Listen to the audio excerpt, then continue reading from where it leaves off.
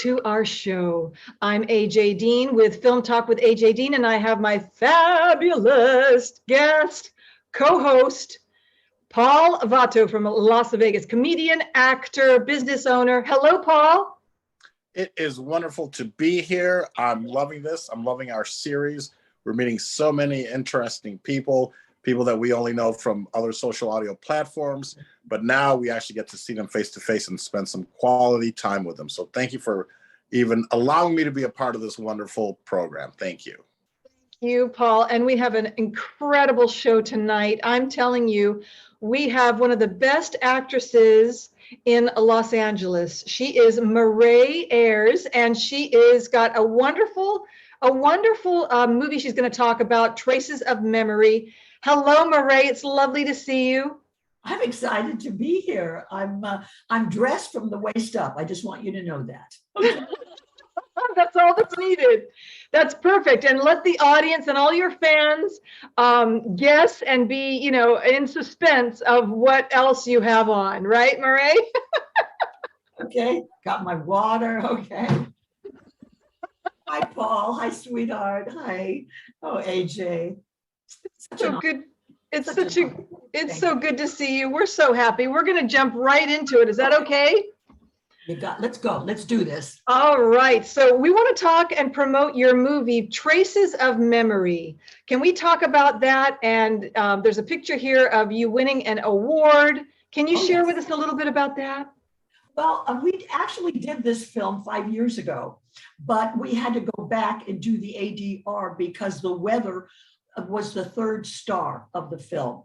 And originally it started at Theater West in a festival. And I found the play. It was a play. I found the play, got the rights to it, and then I cast it. And then we just after it closed in the festival, we took it to Screen Actors Guild, and we thought, we'll just film it. Well, okay. 11 festival awards winning later, we were in the desert. And it was 101, and the crew and everybody, and we had the honey wagons, and we had the catering. We had a Armenian catering truck come up to us, and it was wonderful. It was an experience, and we stayed at this motel, but it was very nice. Didn't have any bed bugs or anything like that. Typical location, and it's an experience I will never ever forget. For many reasons. And this is your film. And can you share with us, I think there was a situation with police cars. Can you share with us what happened on set? Yes, there was a major situation. We filmed, and then we had to stop because we had to then do the interiors, which were done in Los Angeles. And we went back there. The third star of the film was the scenery, and we had to match it. So we were supposed to go about 4 months later, because we had to do some editing, 4 months later, and then it was raining. And being that the scenery, the desert, was the third star, it had to match. You can only, and I know you know what I'm talking about, Paul, you can only do this in a certain way. You can't fake it. And you can see there in the picture, that's the road that we were on.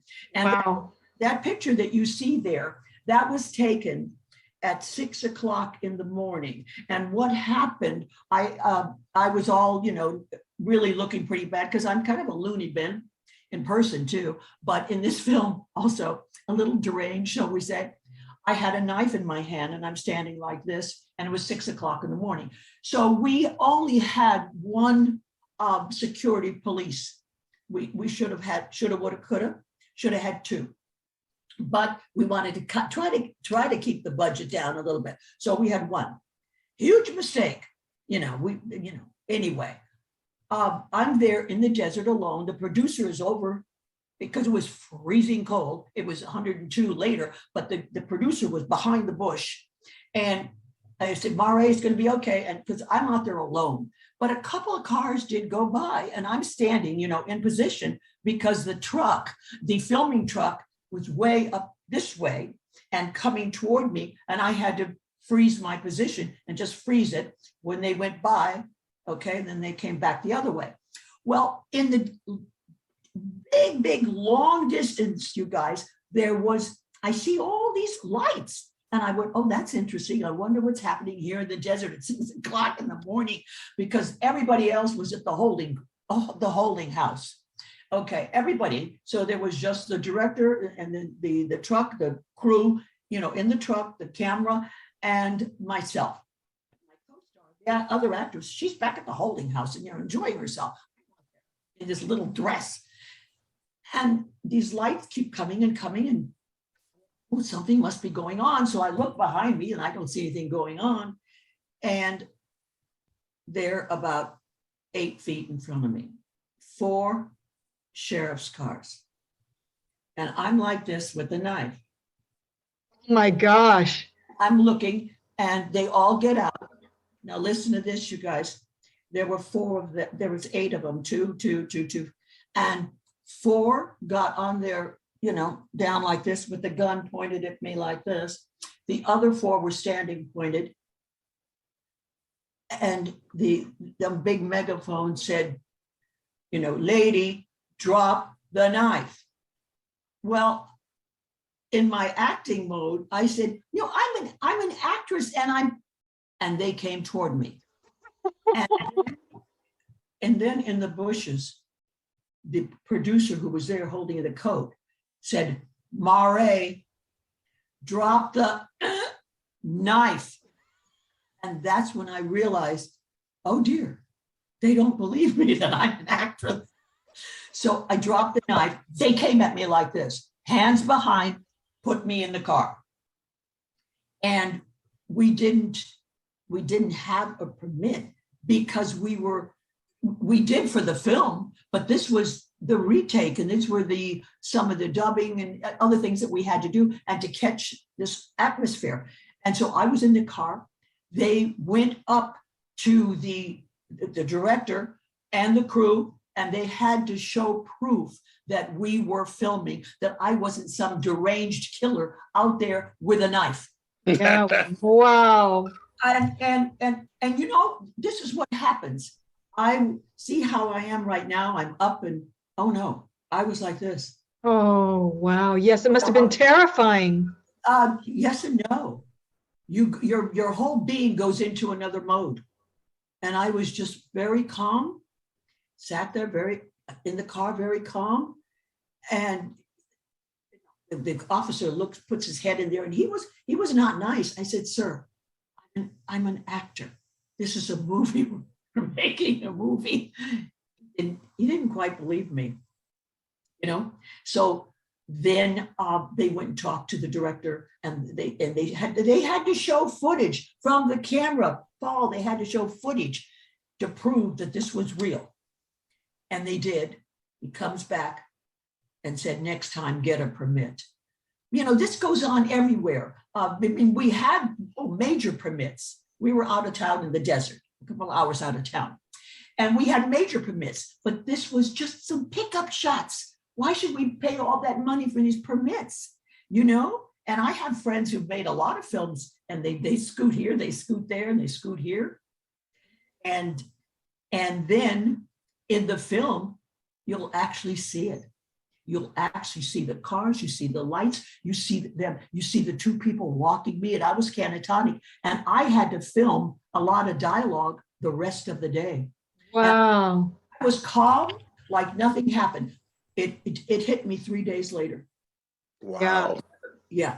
So, and when we did some of the festivals and they found out about it, they had all the other filmmakers. They didn't want to talk to the other filmmakers. All they wanted to do is talk to us about what went on. Can you imagine that? Yeah. Yeah, that's amazing. I felt badly for the other filmmakers. Well, it's such an amazing story. It's also, because there's a lot of production teams, isn't it right, that film guerrilla style, and they just, right? Oh yeah, but some of them get fined, some of them get closed down. Oh no, a friend of mine almost had a major production closed down. A friend of mine, yeah. So it happens, but oh my goodness. I'm so glad that you survived that, and thank goodness that director had that videotape for Oh, proof. well, yeah. Well, they had already taken the shots. Like I said, the truck was coming by me with the camera. So Wow, we done that. Yeah. amazing. Paul, what do you think about that? Well, if I were the Scared. producer, I would have just jumped out of the bushes when they're there and been like, cut. Like, you guys ruined our shot. Oh, no, he was scared. You know that they threw him in the cop car too. They went like this on me, you know. They went like this on him too. Yeah, Oh, yeah. But when they let me out and I'm walking like this, and there was the producers on one side, the directors on the one side. I was catatonic. I was just like this the rest of that day. Did it affect your acting then in a positive or negative way, or It didn't do anything. It didn't do anything. I was calm. I was just focused and calm. And I'll tell you both a little thing that happened. The next day we went back, and then I was watching television and I saw these sheriff's cars on television, and I lost it. oh, wow. Yeah. I started crying, and yeah. So it's amazing with the nervous system what happened. Sure. Yeah. Incredible, incredible story. Thank you for sharing that with us, Maray. Uh-huh. And so what is the lesson for all the filmmakers out there? Be careful. When they tell you to drop the knife, drop the knife. Don't say, I'm an actress. Really? Drop the knife. Because right after that, something happened where a woman got shot. She did not have any weapons, but she had something. She didn't drop it. She walked toward them. They shot her. Okay? I was lucky. And you two are lucky because here I am. Yes, we are so lucky. Isn't that right, Paul? Yes, Paul. 100%. Can you You better imagine? say that, Paul. What a tragedy. I mean, we had something similar happen back in Chicago when we were practicing our show. And I don't know if this is the right time to tell the story or not, but we were in our director's apartment downstairs in Chicago, Chicago, because we don't have an accent. And we were downstairs rehearsing.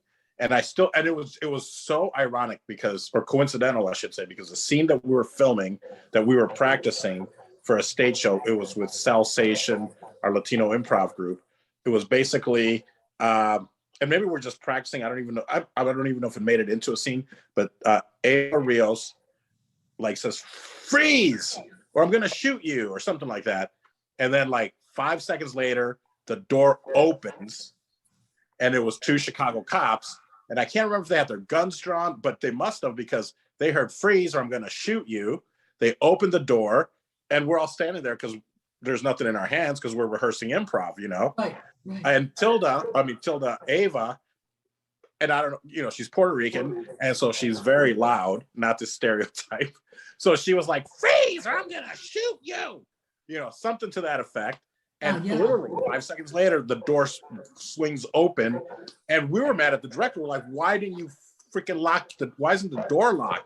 Because she could have gotten shot just from going freeze. The timing was off by literally 5 seconds. Had they busted the door open, it was because the neighbor upstairs complained because we were being too loud or something. Okay, that was going to ask you what happened. How did they know about this? So it was a neighbor upstairs. Yeah, but it wasn't like we were rehearsing that scene over and over. We were just doing improv, and when you have 5 or 6 people together, you're all laughing and you're improvising and being funny. It might get a little loud, but she could have also just called downstairs and said, "Hey, keep it down." Because I remember it wasn't even that late. It was like 10 p.m. But maybe for her it was, and she was a little out of it. So, but she didn't have to call the cops on us. She was scared, and yeah. So. Okay, so you know a little bit. The feeling that I was feeling. It's a shame it was fear. Yeah. Yeah. Wow. Yeah, but we're just, and they're like looking around, we're like, what? And they're like looking for weapons, and we're like, we're actors, we're improvising. They went, oh God. Oh yeah. And then I was like, I mean, I forget who. I think I was the one. I was like, you can't come in here. You know, you can't just open the door and walk into somebody's home. And so I remember that they backed out because they knew that they'd messed up. You know, because they just opened the door, it was unlocked. You know, then there was no, I don't know, because I don't think they heard that. You know, but it was just 5 seconds. Wow. Oh, Paul, thank you for sharing that. So you understand completely what Sure. Maray went through. And, you know, it sounds frightening, and there's really no way to prepare for it, but it sounds like you both, you know, kept your composure through it all and kept your, you know, cool. And that's a wonderful thing that you know, got through it. I mean, incredible. But there have been situations, I remember reading or seeing one where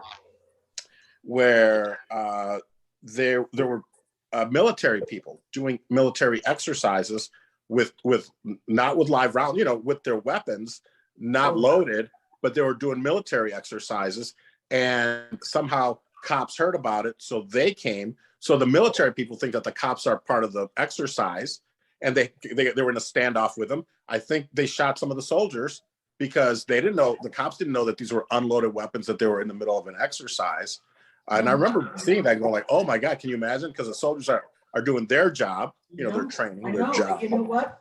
They're doing their job. They're doing their job. Yeah. And the cops are doing their job, but they have loaded weapons. Everybody's doing their job. I have a monologue like this that I do at Theater West for our Zoom thing that's very, very similar. And I'm a defense lawyer, and I'm defending the cop who shot someone in self-defense. He was doing his job. That's what he was trained to do, which is protect and serve. That's actually my line in there. And that's what happens. They don't know, they can't take a chance. You know, I see both sides. And it's sad. It's sad that, you know, but anyway, we're here to talk about it, and we're happy, and woo. I'm so glad that you survived it and everything got sorted out properly and calmly and safely for you, Paul, and for you, Maray. I did want to ask you, switching it up a little bit, I did want to ask you, who is your favorite actor that you have worked with? You know, and Will Smith is up for Academy Award, and he was so sweet to me. He was so sweet. We ate together. It was called The Will Smith Show, and I played a snobby person, hair back, really snobby, and I was nasty to him and snobby.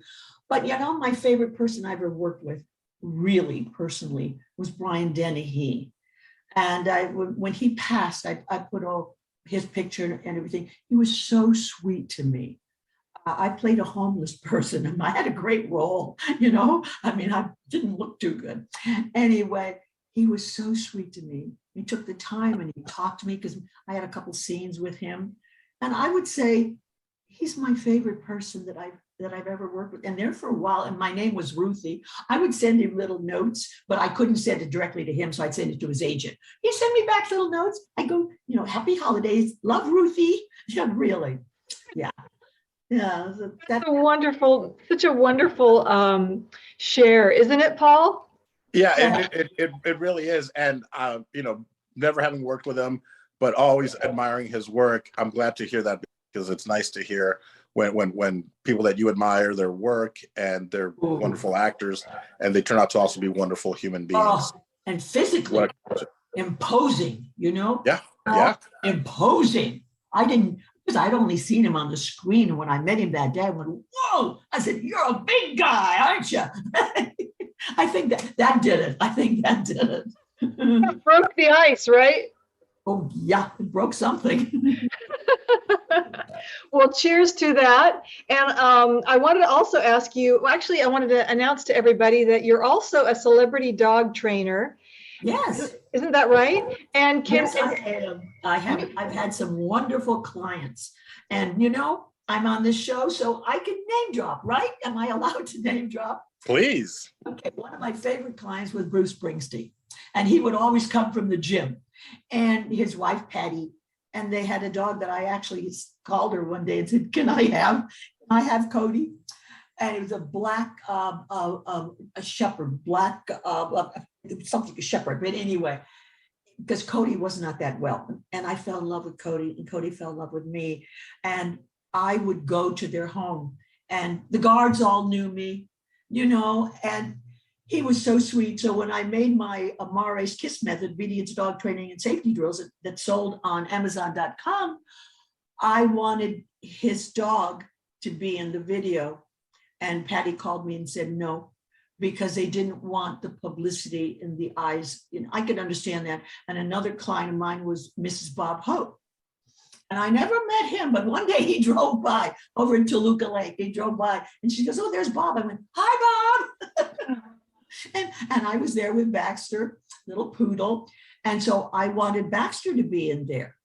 And they used to take Baxter everywhere, and they would have a private jet. And so the secretary is the one that broke the news that I couldn't have Baxter, because I wrote Baxter in the script. I wrote Bruce's dog in the script, but Bruce was very sweet to me, and he had these two children.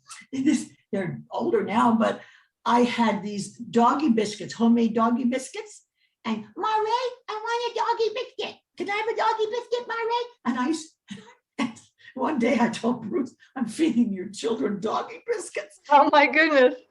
He said, "Do they like them?" I said, "They love them," because they were very good. But I ended up with Richard Dreyfuss's dog that was a pug. So that's in my video.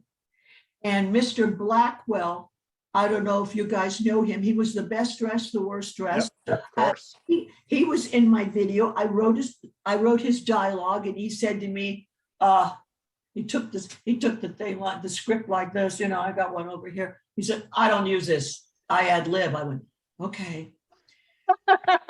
And we did it, and it was great. It was great. And then Art Linkletter. And my parents were never proud of me until they found out that Art Linkletter was my celebrity guest with his big German Shepherd Max. So, and I've had other ones. I had the before Bruce Jenner. He was one of my clients, and Robert Downey Jr. And I remember when I was teaching them, you have to teach a dog to go potty. You have to have a word like let it go, make it out. But mine is pushy. Go pushy, go pushy. When people are on the street, they go pee pee, go poo poo. That sounds awful. So I would say pushy. And so I went there one day. I think he was feeling pretty good, shall we say. And I came there the second time, and he said, "Maray says go pushy. Maray says go pushy." And I said, "Robert, I'm going to put this collar around your neck." And he was a doll. He was a doll. So he wanted to use "Let It Go." So let it go, let it go. So that's what I worked with him. And let me see, I got other ones, but anyway, those are amazing. I'm sorry, was that Robert Downey Jr. you said? Yes. Oh yeah. Oh, well, I can't wait to meet him, hopefully in the men's room, as he's walking out of a stall and go, "Did you go pushy? Did you go pushy? Did you go pushy?" His word was, and I hadn't used the word, let it go, because I let people choose their own words. But I like pushy because I think it's kind of cute. Yeah. Breeds. What is the easiest breed to train and the hardest? I'll tell you real fast. I tell people, and I've done it on many talk shows, there's no such thing as a dumb dog. That's number one. Number two, it's never the dog's fault. I'm not easy on the two-legged. I'm really not. I was only fired once. Okay. Because I was kind of hard on them. No, when it comes to neutering and spaying, I will not train a dog if it hasn't been neutered or spayed. I have my rules. Okay. They can go somewhere else. And, and I charge everybody the same amount. I turned down Elizabeth Taylor to work in her house with her silkies. She wanted me to live there 5 days a week, and be with the, I know that's not my life. I don't want to live there as a, anyway, it's never the dog's fault, but and I've trained so many, but I'd say the most challenging to train are the Siberians. And I had Zashi that was Siberian. All my dogs have been in shelter, have been, rescued. But Zashi was Malamute and Siberian. Now he was easy. He was easy to train because of the Malamute. But Siberians, they're like, what? What you want me to do? What? No, I'm busy right now. No, I can't do it. No, I'm sorry. What did you say? I'm serious.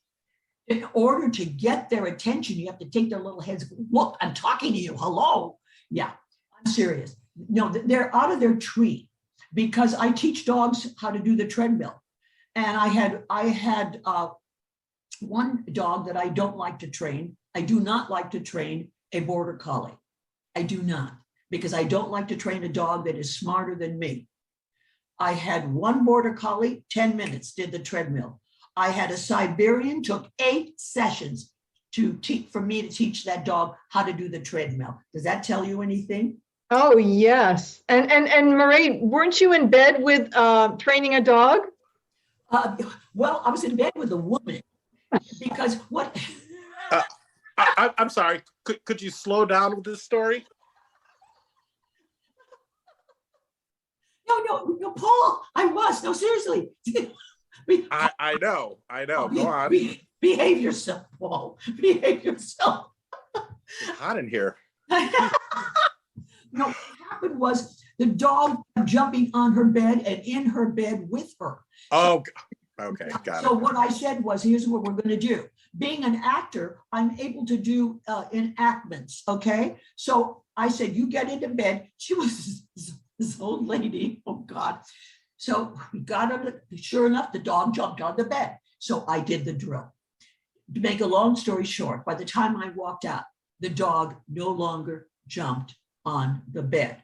But if the people don't do the drills that I teach them, because I charge a little bit of money to walk in their door, if they don't do the drills, that's their homework. And I tell you, if you just do it 5 minutes a day, maybe a couple times, but it's consistency. It's no different than Paul, us being entertainers. We, I've got a script right here, a monologue I'm doing Monday night, working on it before you guys came. So it's constant, it's consistency, and regardless, whatever it is you do.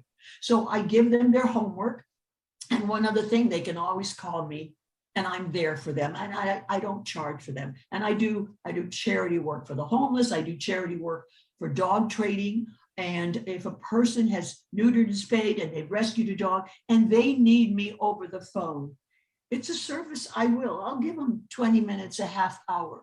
I will. And so they know they have somebody at least that they can talk to. How do they contact you, Maray? How it happened really through Clubhouse. I was in a room, Bobby Del Rio's room, and it's I forget the name of the room. It's a funny room. And you have to give a gift. That's it. You have to give a gift.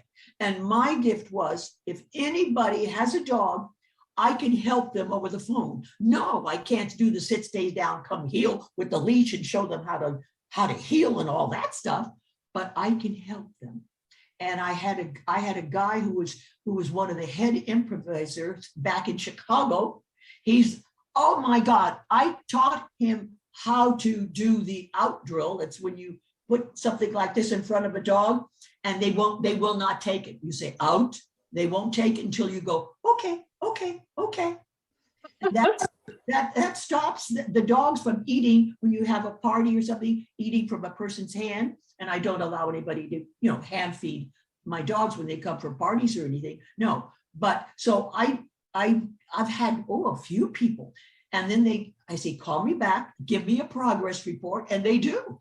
And so I've helped people that way, but also word of mouth. I'm known as a trainer, so they find out and they call me, and I say, okay, I can help you, and you've rescued. And then when I lived at this other house, I worked for a couple of organizations, German Shepherd Rescue, and then Star Paws Rescue, who's run by Victoria Burrows. Okay, if they brought the dog to my house, and across the street, I would train the dog, would not charge them, but they had to write a check to the organization I would mail it because I found out the hard way. If I said, oh, just send the check in here, they never did. So what I did was I wrote the check so they could send, so I could send it. I put the stamp and I knew it would be done. I love that. I love that. So that leads me to my next question. What's important to your heart, Maray? Right now it's some food. No, okay, what? Right now it's a glass of wine. No, no. What's important in my heart?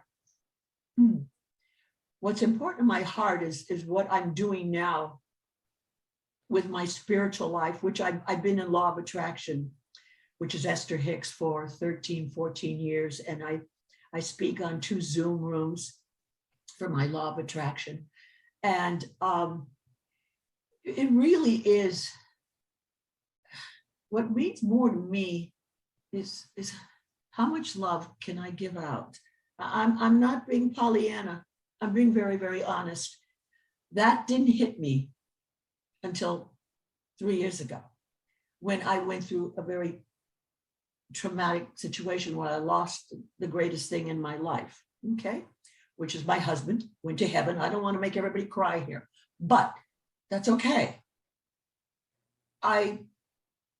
What did I do? I had 2 choices, either to pick myself up and keep going or to stay down there. And I decided with my spiritual faith to keep going. And that's when I decided, how much love can I give out to the world, to people, to the 2 of you, to the clubhouse, to people I meet, a stranger on the street, just a smile. That is really what I stand for now. Yes, I'm continuing my acting. Yes, I'm doing all that. Yes, I do Clubhouse. Yes, social media. I love social media. I'm one of these people that love social media. I posted tonight about the homeless. I'm doing another homeless thing on Sunday for a smaller group. Last week we fed 150. This coming Sunday we're going to feed probably 50 or 60. You know, so I do many different things of giving out, but none of this happened before I lost what I lost. I have gained.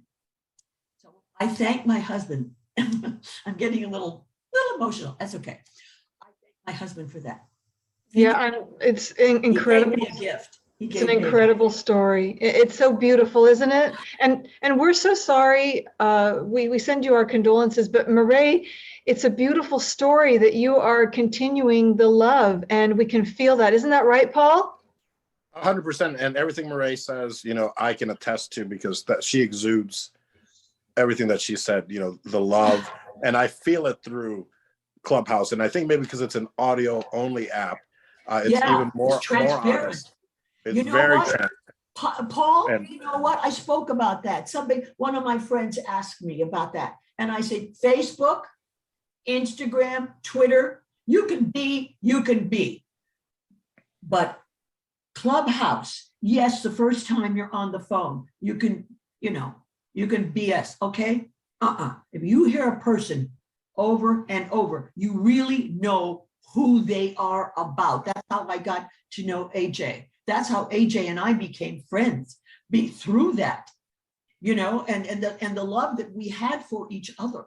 You know, I just found amusing. I'm surprised I've gotten away with it for this long. People still think I'm this legitimate guy, not this fraud, you know. So I must be a very good actor. On my couch, remember? You were going to come and sleep on my couch and you never did. I went, where is he?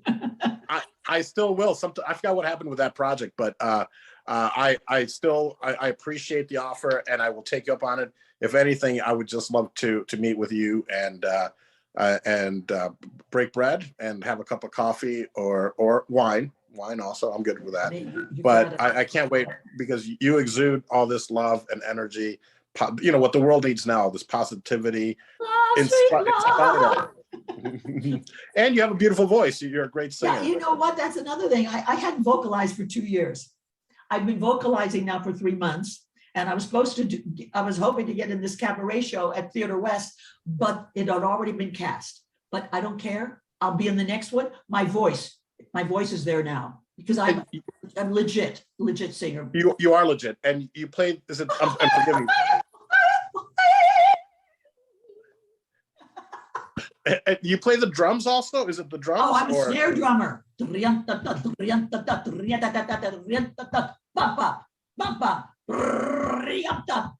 When the Saints go marching in, John Philip Sousa, I got my drum out there. I'll bet you do. I do, honey. My drum is in the other room. Yes. Wonderful. Aren't you sorry? Wonderful. As a guest. The name of the room, and I don't know if we can say the word, but is people who get pushy done. It's Bobby Del Rio's room on Clubhouse that you offered your dog. My pushy room. Okay, pushy. Okay, Paul, that's the room I think you give away. You give away something. I haven't been on it lately because I haven't been free in the afternoon. But when I go on the room again, that's always my gift. And it's a wonderful gift. I mean, I almost want to go get a poorly trained dog just so you can work with him, because you are wonderful at that, and it shows, and it's wonderful. So thank you, Maray. Oh, thank you. Wow. I just wanted to thank you so much for that. That is so important to share, what's important to you in your heart. And we love that, Maray. We love you and your energy. And thank you, Paul, for that. I did want to ask you one other question about acting. That. Yeah, acting has been so much a part of your life. Yes, it has. And yes. Who have you enjoyed training under? Okay, I've worked. I think when a person studies, there's some couple of famous people who really just work with one person. I have gotten so much from so many, but my first favorite, a coach that has meant so much to me, New York, of course, right, is Tom Todorov. He has the biggest conservatory there. And I originally met him about 7 years ago, but I've been studying, with other people. But I met Tom at Screen Actors Guild, and it was free. And whoa, the way this man teaches, I mean, he's amazing. And then I took a weekend seminar. Then I was with him, and it's in Instagram. His picture of myself, and he has German Shepherds, which we have in common with that. And then his wife, Emily, they got married. So I became close that way. But a brilliant coach. He knows more about theater, and it's theater. Yes, he's directed films. So that's that aspect, the theater training. And I've done a lot of training with Theater West. I've been a member for 18, 20 years with Theater West. Oh, yeah. And I had to audition to get in. And so I've trained with a lot of good people there. Then there's a trainer out here.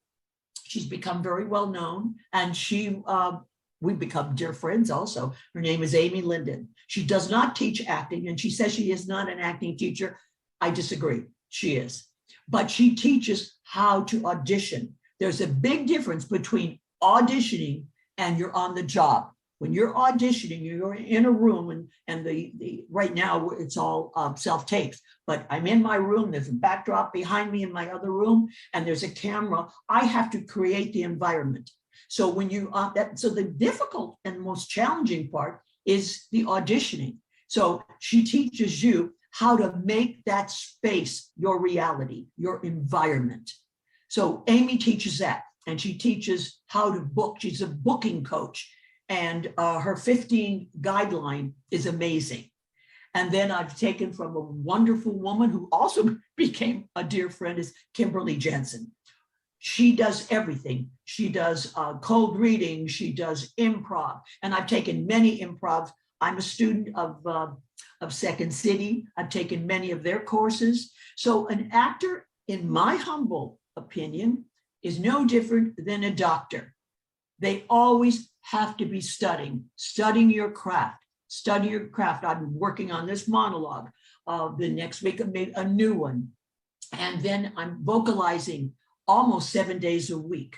And I'm working on this one number. Then when I feel good about that, I'll work on another number. My point is, it's like dog training. It's consistency. Keep it up. Keep doing it. And then actors come over to my house. I film them, and I'm their reader. So I get to pick up a script like this and cold read. So it's practicing. Did I answer your question? I hope I did. Yes, thank you so much. I'm going to hand it over to Paul because we're going to be starting to wrap it up, unfortunately. But I do want to meet you one day, Maray. That's my dream, to meet you. You know what? I was thinking about that. I didn't mean to interrupt you, but I was thinking about that today. I was thinking about that. But before I hand it over to Paul, I wanted to ask you this picture here where you're winning an award at the Los Angeles Cinema Festival of Hollywood. Can you share with us a little bit about that? Well, we won 11 awards. Let me see. Yeah, that was just one of them. We won the cinematography. We won for the story. We won for the acting. We won different aspects of the audience favorite, so we won different awards, and I've got some of them in the other room, but that one particular picture, the whole cast was there and we took photographs. That's just one of them. And then you have a Q&A, and I know Paul knows this. You have a Q&A, and the director and sometimes the star, and I was the executive producer. So they had the director and then myself up there. They didn't have the actors up there. But it was a Screen Actors Guild, because that's the only thing I would do. And everybody got paid except one person. There's only one person that still hasn't gotten paid. Is that you? Yeah. I have never gotten paid. I know. Well, can people buy this, or is it available to buy or to rent, or how can people see? I'm going to talk to my director about that, because you can go onto my website and you can see the trailer. It's called www.tracesofmemorythefilm.com. I can play it on the drums, okay? But but there was a way. And it's called something, and I call there, and you have to pay. I think you pay $3 or something like that to see it. But what we're going to do, I think we should put it on YouTube. We should do something like that. It's 14 minutes long, okay, with the credits and everything. Yeah, and in order to do these films and get them in these festivals, they have to be under 20 minutes. Longer than that, you're limited. So, yeah. Well, congratulations on that, Maray, and your whole production team. I know that you're very proud of that, and I'm proud of you for doing Traces of Memory as well. Thank you for that question. And Paul, over to you for final thoughts. Well, I'm going to try to make this very quick because I really have to go make Pushy. So thank you. Okay. So can we wrap it up, please? On that note, until we meet again, thank you, Maray. I gotta go. All right, thanks, Maray. Gotta go Pushy.